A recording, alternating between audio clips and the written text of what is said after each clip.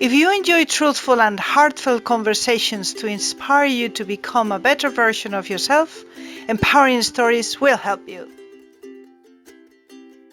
Excellent. Gladys, thank you so much for being here, for Yes. opening the doors to your house and making us feel so welcome. Thank you very much for being here. Yes, that's the wonderful thing about the virtual environment we're in. People are working from home, so you actually get to come into their living space, right? Yes. And get to know who they really are. Yeah, Yes. a Yes. little bit more about them.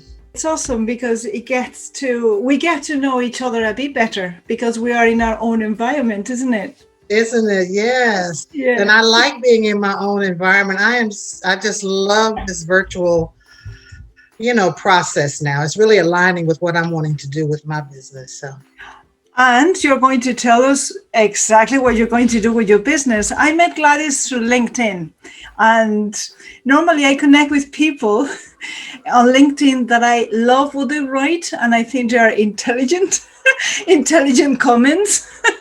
So I go to the what's going on with this person, what's their profile, and then I read international author, speaker, coach, teacher, strategist on professional leadership, transition, and growth. Wow. Not only that, I know that she's wrote at least 2 books. She's going to show them to us afterwards. But overall, what absolutely captivated me, Gladys, was your sexiness. In the oh, sense, but let me tell you, in the sense that you feel so freaking confident in your own yeah, skin. It's so contagious. yeah. I love it, sister. Absolutely love it. Not only that, from day one, it's like, yeah, let's do it. And then we chat a little bit. And I felt that I knew you from forever. That's I your know. power. I know. I am on this mission to help women and girls get to know who they are, to be who you are, to love who you are, and to be unapologetic about it. Right? It's so liberating. It's what I can tell you. It's just liberating to finally realize it and not worrying about all the other stuff out there. But this is who I am. I work with good intentions. How you receive me is really up to you. And I say that's not my problem. No problem if there's an issue or something, right? If there's an issue with me, and most times it's not. But if there is, I've learned that's not my problem. That's the other person's problem to then figure out why they feel that way, why they have anxieties about that.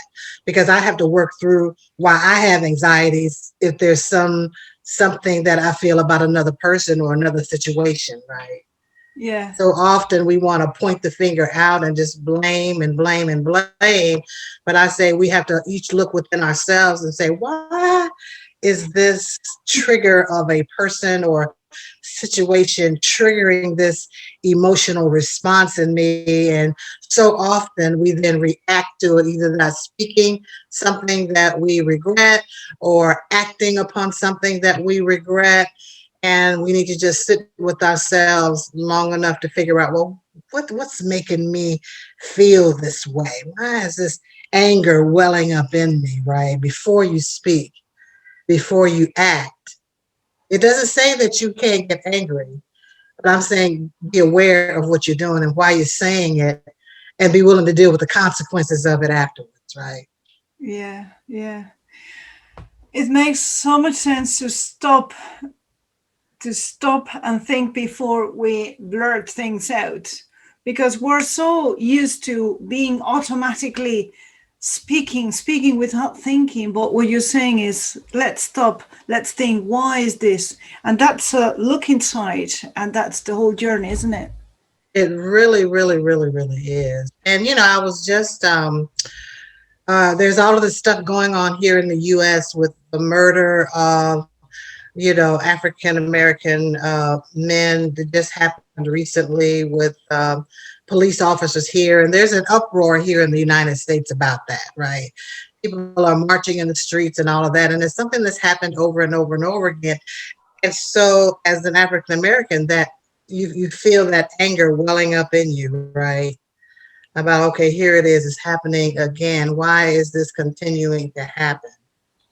Right? And so we've always had to be careful about how we express, or not even expressing, the true feelings that we have about why does this continually happen, right, in our community. And so I know the feeling of always having to push everything down, push it all down. And it doesn't have to be this particular situation. It could be something going on at work.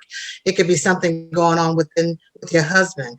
It could be something going on with a child that you may have, that maybe is not listening, or some other place where you may have been rejected from not getting into a school, or being fired from a job, and the emotion wells up in you, or you feel it coming up in you. And so often we're always pushing it down and choking it back. And I think as women, we especially do that. And I say we should allow the emotion. We don't have to react to it, but we should allow it and recognize it and feel it and know it and let that emotion come on up out, but not come about without understanding it, right? Let it come out not with blaming, but coming out to understand it. Why am I feeling so angry about what's going on within my community and police officers here, right? And it's from personal experiences. And I think about, well, that could be my brother, that could be my grandson, that those kinds of things are happening to, and that upsets me, right? But then it's like, okay, well, what can I do about it? Okay, Rather so than just keep going. blaming out. Yeah, Yeah, keep going, keep going. What can you do yeah. about it? Because that's the whole kit of it. That's the key, is what can you do about it? So I speak up about it. I don't get silent anymore about it. And so I think that it's important that we speak up. And I'm asking for, my circle of influence, my white friends, who don't sit in my shoes. I'm asking them to speak up more. I'm asking them to stop being silent about it, to stop feeling as though it's somebody else and it has nothing to do with me, because we're all human beings and we should all be treated as human beings. And if I see that you are not being treated as a human being, I'm going to speak up about it. I'm going to talk about why that's not right, why that is humane, why that treatment should not have happened. So it's about speaking up about it. It's about getting out and saying, what can I do politically? I even thought about running for office, but I said, no, I won't do that. I'll leave that up, to the younger folks to go ahead and do those kinds of things. But what can I do personally? I raise my grandchildren properly, to be productive, to be strong, to be aware, to be conscious, how to treat people, how to respect people, how they demand respect from other people, right? So that's how I do it. But I speak up about it. And, I sat with myself about not speaking up, being nice and being politically correct. And, oh, this is not right. And, oh, no, we shouldn't be doing that. And, I'm hoping that you all will see. I'm like, I'm past all that. So it's like, you need to do this. And if Yeah. you don't do this, then are you condoning it? Are you with it? Do you believe in this that I don't believe in? Because then I want to know, so I know whether I want to continue to be in my circle. Because maybe we have different belief systems when it comes to how humane someone should be treated. Right. So, that's how I do it. I think it's about speaking up. I think there's been silence too long around a whole lot of different things. We see things happening in the workplace, and then we're silent about what's happening in the workplace, and we don't speak up about it. You know that a child is being abused, and we stay in our lane. We could be going down the street and we seeing a woman getting beaten up on the street, and there was here in the States, an Asian woman was just walking down the street. She was like 65 years old. And this guy, big guy, came and just kicked her in the stomach, knocked her down on the ground, took his foot and stomped her on the head. And And there were two security guards in the building right in front of a glass door, seeing everything. They did not go to help this elderly woman out. Now they were let go from their job. But that's how we just stand back and that could be fear, right? I don't want to get involved because I might get hurt or something like that. But there just comes a point where you just can't stand by and just watch on the sidelines and just allow inhumane things to happen without even saying anything, without even attempting to do anything. And so I just think that we need to more speak up and speak out about all kinds of things that are going on within our communities. I shared what's going on within my community, but there are things going on in every one of our communities. Yes. That's not right. Not only the communities, it starts at home, doesn't it, Gladys? I say it starts at home. Yeah, because if we don't treat with respect our own children, our elderly, our spouse, then our kids are going to see that, and that's what they will be perpetuating all the time. Exactly.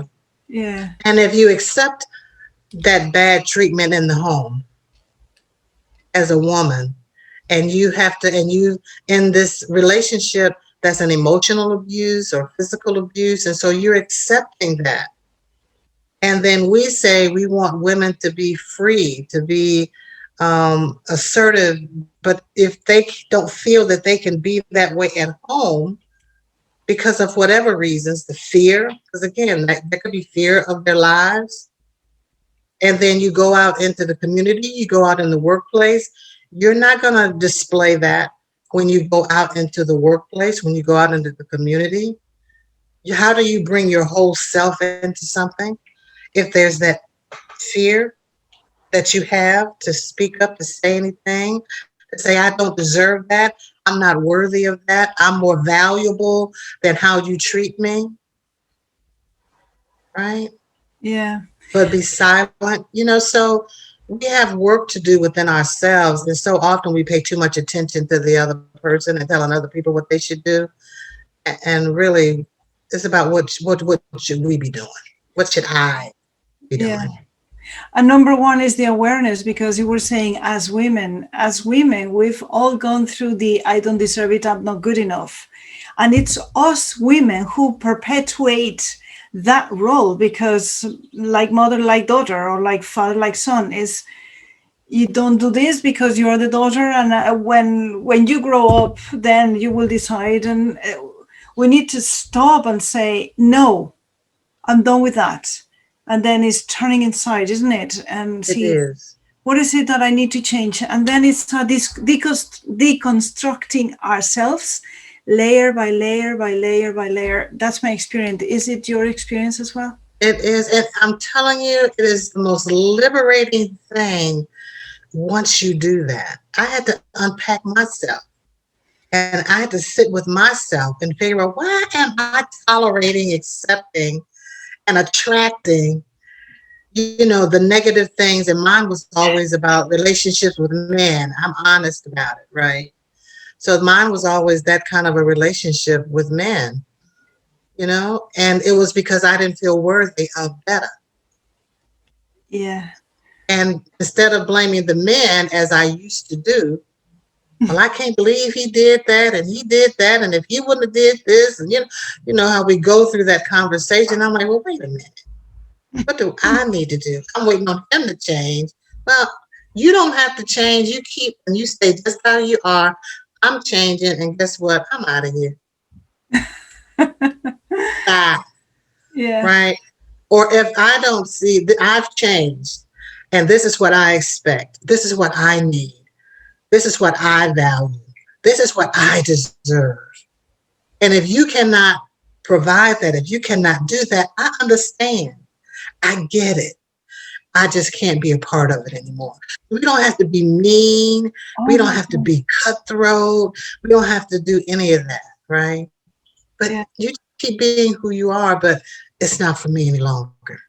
Yeah, it's about the values that you talked about before.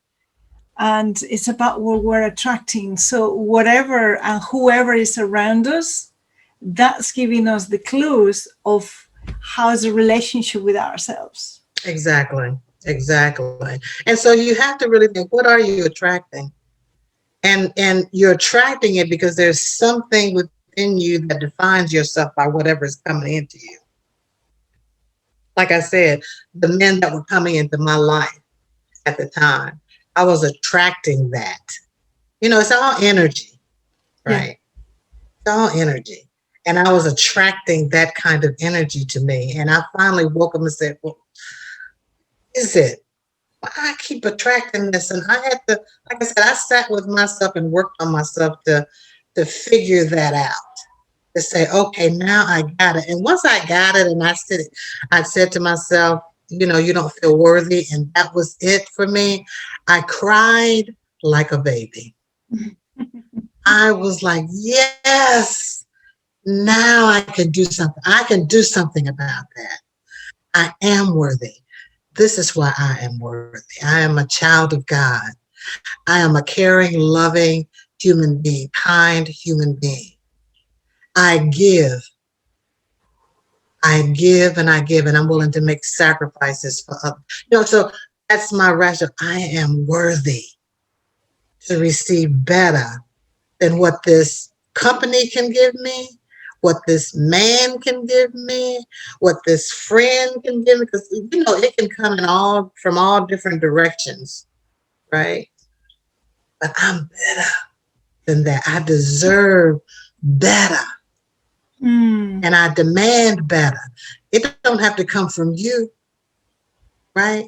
I don't demand that it comes from you anymore Yeah. because I can love you from a distance and exit away so that I don't have to deal with that treatment or tolerate. I don't have to tolerate that treatment, right? Yeah. That disrespect or whatever the case may be, right? The way I see Gladys is that we, as I said before, we have in front of us what we're attracting, and it's like, this is my size now. Let's say that this is my shoe size now. But when we outgrow that shoe size, it's like, I still love you as a shoe, but now this other shoe fits me better. Like, Exactly. does it make And sense? it feels better. It Exactly. So feels better. yeah, it's about being, it's outgrown that. It's not that you're less, it's not that I'm more, it's not that I'm more enlightened, it's just that I'm in a different shoe size now. Yeah. Exactly. I've grown up. Yeah. The thing is that sometimes we feel the fear of, oh my God, these shoes are so comfy because I've worn them for so long. And I know that my family, my spouse, my children, my friends, my coworkers, they like me in these shoes. Will they get to know me if I change them by another pair? What's going to happen? It's the fear of the unknown. How do you Yeah. navigate that? Yeah. And I say that when we're in those comfortable shoes, they're really no longer comfortable. Yeah, true. When we're in our comfort zone, staying in situations that we don't like, we're not comfortable in that. No. We're just afraid, like you said, to move into a place of uncertainty. And so I take clients through a process of understanding that uncertainty. We always are running 200 miles an hour with these fleeting thoughts about things. You know, these shoes, they don't hardly have a sole on it anymore. I know I need to change out of these shoes. They are, you know, they comfortable, but then they're not comfortable. I really think I could use another size or another pair of shoes, right? And we go through that, but then it's like, well, what can I do? I like you said, that sense of belonging that we have. But if I change, will the people around me in my circle want to still be with me? Will they still want to be around me? And I still count on their support because we all have this, as human beings, a very strong sense of belonging and being accepted. And if I change myself, then I won't be accepted. But if somebody else changes, I will accept them. But will they accept me? And so we're in this place of uncertainty, right? And I just did an article about this, and what was the quote? It was too many people are choose unhappiness over uncertainty. So you choose to be unhappy versus getting out there and figuring out the uncertainty that you're feeling and mitigating those risks and then making that move. You'd rather sit in that place of unhappiness, that place of being uncomfortable that you think is comfortable. A lot of times we're unhappy, but we play like we're happy. You know how we have the smile on our face all the time, Yeah. but within, when we're in that place alone, how the hell did I get here? What do I do now? What do I do next? You don't know. You're in this place of uncertainty. But then you choose to stay stuck, scared, sometimes broke and broken, as opposed to making the decision and the choice that I don't have to be unhappy in this place. I may not know what's out there, but I'm going to go and see about that. So I tell them to, and it's all about writing down and reflecting and getting out of our heads. So what are you uncertain about? You want to make a transition into another company or into your own business or get into this school or get out of a relationship or get into a new relationship. And what are you uncertain about when it comes to that particular situation? And why are you uncertain about it? Why are you uncertain about going and getting into a new partner relationship? It may not work like all the others in the past. I don't want to be alone. I don't know if I'm the right person, if I have it all together to deserve having a really good relationship. Whatever are those reasons of why you are uncertain about that thing. And how is that uncertainty making me feel? Getting out of your head. What is it doing in here? Right? I'm feeling guilty. I'm feeling not wanted. I feel rejected, that I'm not needed, that I don't belong. It's turning my stomach into knots. It's making me choke where I can hardly speak. So when you start understanding, that's what this place of uncertainty is doing to me. And once you understand, you have to always understand something. Accept I'm in this place of uncertainty, understanding why. And because you're powerless, aren't you? You're powerless in that situation. And then I say, well, within that given situation, whether that's getting into a new partner relationship, leaving the job, getting into your own business, whatever that is, what can I be certain about? Because that brings you back into getting your power. What can I be certain about? I know that God has had me all of this time, and he got me today. He gonna have me through it. I know that I have skills. I know that I have a support system. Whatever that is for you. I know that if this relationship doesn't work, I know that I'm not going to crack and things are not going to go, because I know I can land on my feet because I have some financial security, right? Or I know that I can save enough money in order to do this, to mitigate the risks of me moving into this direction. So then you're getting your power back and then the more you do that, when you do that and you start listing those things that you can be certain about, you say, yeah, that's it. That's right. Yes. Get a little attitude with it. We be a little meek sometimes. It's like, yes, I can do that. I'm like, get some, some emotion, some power, some feeling, get connected to that positive energy within you because that's what motivates you. That's why I named my company Ignite Within, because you have to go within and ignite that fire to get you going, to make those moves that you say that you want to make anyway. Yeah. Mm. So there's a way you always have to get how do I get my power back?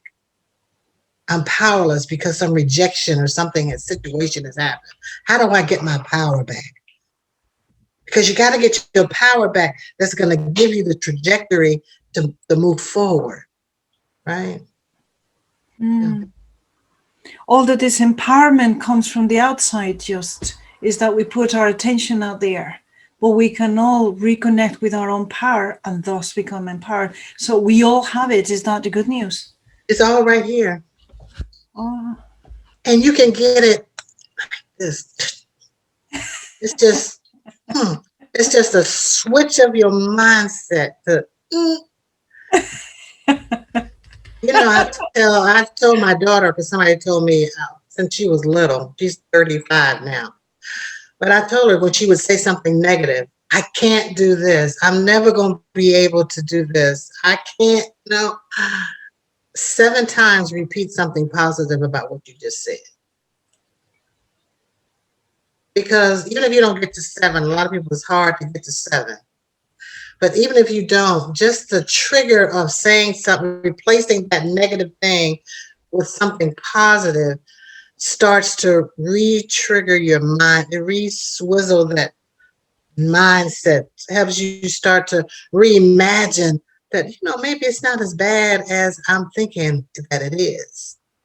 Because, the National Science Foundation has said that we have up to 60,000 thoughts per day. And of those thoughts, 85% of your thoughts are negative thoughts. And of those negative thoughts, 95% of them are repeated. So it's natural and normal and human for us to always be in this negative tape spiral in our heads about woe is me and thinking about what's wrong and the worst part of it and everything is like the end of the earth. And so that's natural for us to take our minds will go into that negative and repeat that negative over and over again. I don't know if you've ever, and I'm sure you have, been in a conversation with yourself in your head about a situation that just happened and you didn't like it. And I found myself 10 minutes later, my chest is tight, my body is strict. Because I'm thinking about, I can't believe it, and I should have said this, and they did this, and blah, blah, blah, blah. And we just are going after it in our heads around that situation, and everything is, Tightened, yeah. Notice it the next time. And notice most importantly, your body and how your body gets tight. Nothing can get in. Nothing good can come into that because you're blocking it. Release it. Release yourself from the outcome of what you think somebody else is going to say or do based on the decisions that you're making for your life. Again, that's for them to deal with, as long as you're acting in good intentions, right? Yeah. The values again. Allow. And we slip up now because we're human, but you have to be aware, pay attention, set an intention to take action to, like I said, change it, to switch it, right? And we can do it. I mean, like immediately, to move in a positive direction, to pivot in a positive direction. It's such good news to know that we do have the power, that we can learn it, and that we are all the freaking same. We all have these negative thoughts. We all dwell in our wounds. We all do it. But we spot the thought and we can change it, as you said. Yes. And it can be Yes. trained, just like any muscle. Yes, yes. You just do it. You start noticing it. Noticing. I'm very aware when I feel it welling up in my body when I'm about to get angry and I'm about to say something. And I will sit with it. And there are times when I say, you know what? I need to say this anyway. And I don't need to say this in this nice, like prissy little voice. I need to say it strongly, like I mean it, and like I feel it in this particular moment in time. But I do it very intentionally. Yeah. And again, I'm willing to deal with the consequences of that. But then again, for me, is how you take me doing that. That's on you. That's not on me. Yeah, it's about being assertive, not to be vindictive or Right, emotional. It's right, just right. assertive. I'm not Exactly. attacking you. This is how I feel. And if it This comes is from how me, I feel. yeah. And if what I'm saying, the shoe fits for you, then you need to figure out whether you need to get another pair of shoes. You can use it, Gladys. You can use the shoe thing in your seminars. Exactly. Exactly, exactly. We're all human. We're all the same. We all have that need to belong and be accepted. We all hate it when we're rejected. I mean, it hurts. It sucks. We don't like it. But, that's why I name my book Dumped, Not Dumped On. So just because you've been dumped, rejected, does not mean that you have to feel like you've been dumped on, because we relive the negative impact and experiences of being rejected way after that situation has happened. I know people who've gotten fired from the job, and 5 years later, I can't find a job. I'm too old. Nobody wants me. Relationships the same way. We get divorced, and then, you know, afraid to get into another relationship because of what happened, and I don't want to get rejected again. So therefore, I'm not going to even, open myself up to receive, that potential feeling again. Right? We don't like it. Nobody does. But we also want to live Yeah. a full life. And that's all a part of living a full life. There's no perfection in living a full life, right? Indeed, there isn't. And we can change our dialogue. It's like, oh, am I going to have another shitty relationship? It's like, wow, I wonder how the new relationship is going to go. Exactly. Exactly. And Exactly. you go with different expectations already. It's like, Exactly. wow. Focusing on that negative tape spiral of the old versus, this could be different. Mm-hmm. I've changed. I'm different. Maybe this will be different. I'm attracting different, right? Yeah. I know that a tiny little bit of your wisdom is now in the shape of books. Would you like to tell us about your books? Sure. So this was my first labor of love. I don't know if you can see that. Imposter? Imposter. Yeah. 5 strategies to your authentic self. And I did this when I first, I was a corporate executive, and they decided to let me go. And it took me all but 5 minutes to leave that office to say thank you, because it was time, but I had to go through a process. Like I said, I named the company Ignite Within, because when that happened, I had to go within and say, okay, what do I do now? What do I do next? And it was important to me that I did something I wanted to do, because when I was in corporate, I really was feeling like I was a bird in a too small cage, and I needed to spread my wings, right? And so I knew I wanted to get into my own business, because I thought going back into corporate would do the same thing. But like, what do I do? Because I had been in corporate for like 30 years, right? And so I had to go within and I had to figure that out. And so I did a blank sheet of paper to get clear about who I was, what I wanted, and then what are the steps I'm going to do in order to go and make that happen. And so in the book, it's really a book, workbook, because I believe you have to do the work, right? You have to do work. You can't just watch a plan come together. to actually take some action. And so the book really takes you through 5 strategies. One is getting clear. So it's clarity about where you are today, and it takes you through a strategic life map of 7 key life areas and reflecting and ranking and setting goals on that. Your clarity statement, and that's about what are my talents and skills and experience? What am I good at doing? For what purpose do I want to use them that align with my passions? Who do I want to impact? How does that align with my values? And what is the personal outcome I want to receive from that? And so once you have that and you know it, so I want to use my talents and gifts for the purpose of bringing out the potential in others. I want to impact women and girls that align with my values of integrity and excellence in all that I do. And the personal outcome that I want to receive from doing that is to make money, be of value, and be valued. It's not about a job. It's not about an industry. It's not about this. It is about a blank sheet of paper for you to go say, now, where can I go and get that? I can go back into corporate and I can get another leadership job and I can bring out potential in people, but I wanted to expand my reach. In order to do that, I have to be in my own business. Well, how do you bring out potential of others and be in your own business? So that's the process that you take yourself through to get clear.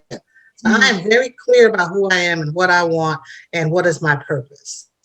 And then I set a plan to connect with a strategic plan that connects to that purpose. And then how do I communicate my new brand? I'm no longer corporate. How do I communicate? How do I capitalize on opportunity? So it's about clarity. It's about creating a plan. It's about connecting with purpose, communicating who you are and how you're going to communicate who you are, and then capitalize on those opportunity. Because again, once you get clear, once you get committed, opportunity will come to you. There's opportunity tapping you on the shoulder now, you don't even recognize it. So Yeah. that's what this book was. It's a guide. And I said, well, I took myself through this. Let me put this in a way that people can take themselves through it as well to get that clarity that they need so they can be operating in authenticity. Yeah. Right. So that's that book. And then the second book is dumped, not dumped on. So how do you stop reliving the negative impact of rejection in your life, your business, and career? Right? You got dumped. It sucks. It hurts. But you don't have to play woe is me forever. It's okay that once you get dumped or rejected that you dip because we're human. Feel that. But you can't get dumped and then just let it just keep going on and on and on. I got dumped. It hurts, but I'm going to get back up. I got dumped. It hurts, but I don't have to get dumped on. And then you go into your next adventure. And so this book takes you through all of that and also has like a workbook at the end of the book to kind of help guide you through that process. But it talks about, change. Change is constant. The need for change exists. And we have to take ownership of that. And with change comes rejection. It just is. And we have to take ownership of that and learn how to use it to our advantage, to leverage it to our advantage versus letting all that stuff use us. Too often we allow things to use us. No. Because you are going to get dumped. But again, you do not have to get dumped on. And this helps you to understand how to go about that process. But it also is a chapter in there about when it's time to do the dumping. Because sometimes you need to be rejecting people and rejecting situations out of your life and not just waiting to get rejected or get dumped. And when is that time? When is it time for you to say, no, let me get out of here? Yeah. Wow. Wow. A lot of wisdom indeed. Yeah, labors of love, all true in my experiences in my life and just sharing that, but also I talk to so many different people globally. And I'm telling you, you talked about how we're all the same. We're all going through those same experiences. Everybody gets rejected. Everybody wants that clarity about it. You know, they say 24% of, and I actually just saw where it said 85% of workers hate what they do. Yeah, I heard 80, but I think it's higher than 80. Yeah, 85 85%. makes more I sense. thought it was 24% hate, but it's 85% of you all that's listening to this hate what it is that you do, right? Yeah, And I think like 63% are disengaged, which says you're just doing enough to get to pass by. And so as a leader within an organization, how can you have sustainable growth with that? You cannot. How can you as an individual just do enough to get by, but then have the kind of growth in life, the better life that you want to have? You cannot. How can you give your whole self to something that you hate? You cannot. yeah, And so we have to figure ourselves out and take time to figure ourselves out or have someone help us to walk through that process, not tell you what to do. Because I think too often, even as friends, we're always telling somebody what to do. Leave that person, go take this job, go to this school, study this. But that's what you would do. That has nothing to do with me. And we are living our lives based on what somebody else would do because that's what they told us we should do, what a friend is doing, and all of that. And I'm like, let's have some critical thinking, independent thinking about our lives and what it is that we want. What do you want? yeah. And the three words I hear most with clients is, I don't know. What do you want? I don't know. True. Why are you still in this job? I don't know. Why won't you go and get into, you won't move into another relationship or job or position or whatever because you don't like it. So why are you still, I don't know.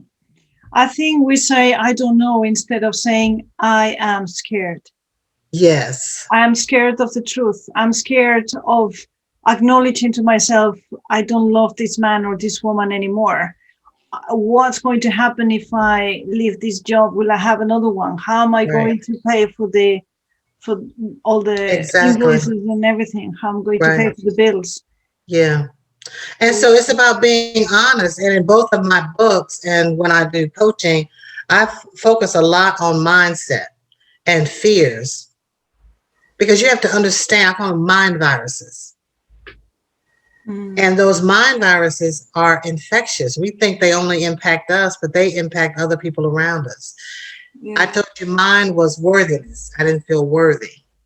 Well, if I don't feel worthy, am I going to put my whole self into something? I'm not. I'm only going to go this far. If my worthiness was here, I would go here. But my worthiness at the time was here. I can only go this far. yeah, And so, what does that say to my daughter when she sees me not operating at my best self? Because I'm not operating at my best self. Like, this is where I need to be, right? So we have to understand that it's so important to take people through the mind viruses of worthiness. Am I enough? Am I capable? My perseverance, my desire, right? And yeah, what do you put behind that that limits you? Your limited mindset, routines and habits that you put in place. You say you want to do something, but do you have the right routines and habits? Are you emotionally connected and have the energy behind what you say that you want to do? I want to have a great, personal relationship and get married, but you don't have the energy and everything to go behind that, right? So do you have those things in place that's going to help drive you to get there, to put your whole self into that commitment, right? And I say, have you forgotten the commitment to your commitment, right? So what is your commitment? Did you forget your commitment to your commitment and your ultimate commitment, which is you? You say that you're committed to you and knowing you and understanding you and getting what it is that you want for yourself, did you forget that commitment that you made? Because you're not doing the right things that's going to help you get there. Mm. So don't forget the commitment that you made for your ultimate commitment, which is to you. We commit to everybody else and will blaze the earth to go and do something for somebody else. But we will not do that for ourselves. That Yeah. goes back to the mind viruses. Yeah. I like this comparison of the mind viruses. Something that I did at some point when I didn't have the strength, Gladys, to commit to anything. And what I did was I used my children as leverage. Mm. So when I couldn't take decisions for myself, I asked myself the question, what do I want to teach my kids? Yes. How do I want them to show up in life? Like Yes. wimps, like I'm doing Exactly. now, or to go for excellence instead of for just fine. And that was the leverage that I used. Exactly. Exactly. And so what is your leverage? Because we all have that leverage point, right? Yeah. And I'm the same way. What am I showing my daughter when I was in those places of making those mistakes? What am I showing them? What am I showing my grandchildren? I am in this business and my impact is on women and girls. So what am I showing and demonstrating to them based on the behaviors and the mindset that I have? So I can't just teach and don't do. No. What I teach, I do, Yeah. right? Because otherwise I'm a fraud to me. Yeah. And to them. Yeah. So I have to be real authentic. And that's who you are. Yeah. Yeah. Yeah. So sexy because of your authenticity. God bless you. Yeah. Yeah. Thank you. Thank you.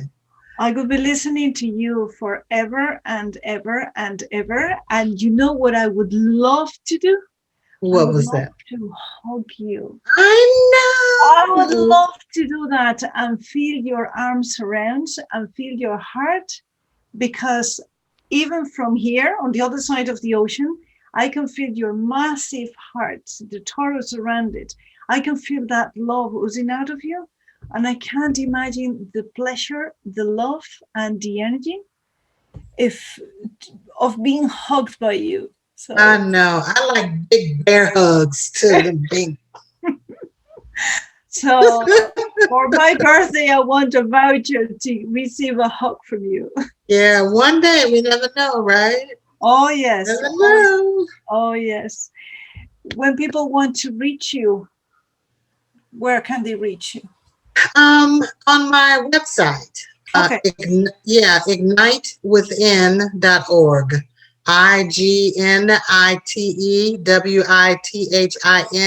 ignitewithin.org.